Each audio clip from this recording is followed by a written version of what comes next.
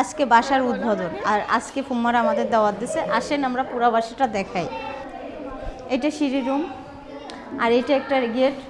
এই পাশে একটা রুম আছে, এই যে একটা রুম। এখানে বারান্দা আছে, এই যে রুমগুলো অনেক সুন্দর। আর এখানে আছে কিচেন। এইটা কিচেনটা অনেক সুন্দর, কিউট, ছোটোখাটো কিচেন, খুবই সুন্দর। হ্যাঁ, সুইচগুলো বেশি সুন্দর, আর রুমগুলোও খুবই সুন্দর। আর রুমের বেশি মেনলি টাইলস, আর গেটগুলো বেশি সুন্দর।